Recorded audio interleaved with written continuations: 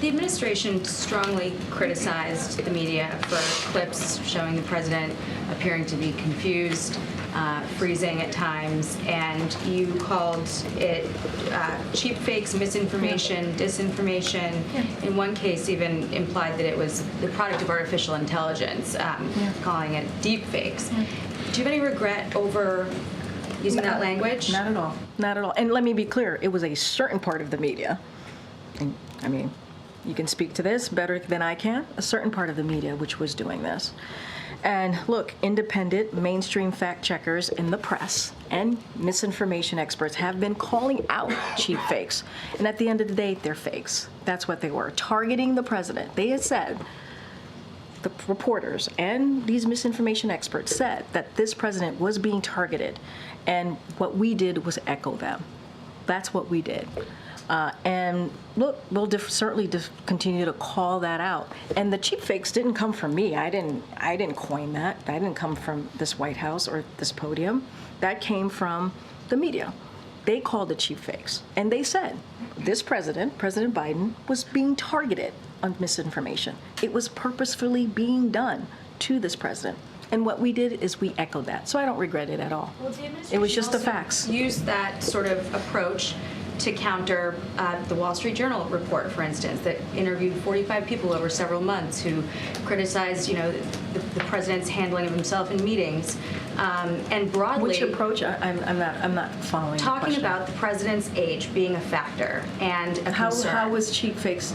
I don't understand where cheap fakes. The approach from the White House to criticize the reporting, to basically cast the reporting as not true. And broadly, this has been, the reason I ask is like the administration's response to our questions often seems to be, don't believe your lying eyes. The border's secure. Afghanistan withdrawal was a success. Inflation's transitory. So is that going to change? I mean, you just laid out, Jackie, a bunch of things. So just give me a second here. First of all, I think this is a give and take, right? Even in this briefing room, we go back and forth. I go back and forth with you, with your colleagues, with everyone here. And I think we have a right to say if something we don't think is true or something we think we want to push back on. That is a right for us to do, just like you have a right to push me and say, actually, our sources or our reporting say this. I think it's a give and take. This is what makes what we do in this room almost every day. This is an exercise of democracy. This is an exercise of freedom of the press. That's what we're doing here.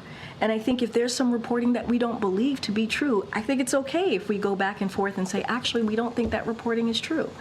Right? And so I don't see anything wrong with that. That is what this is. That is what this is. This is what we actually do on a daily basis. This is how we lead the world on making sure that journalism exists and you all have the right to do your jobs. But, we also have our right as the press office here in the administration, if we don't believe something is true or we want to share our side of things, that we do so. Look, on the other things that you just listed, I've talked about this president's record a lot, often here, in this just however minutes I've been at this podium.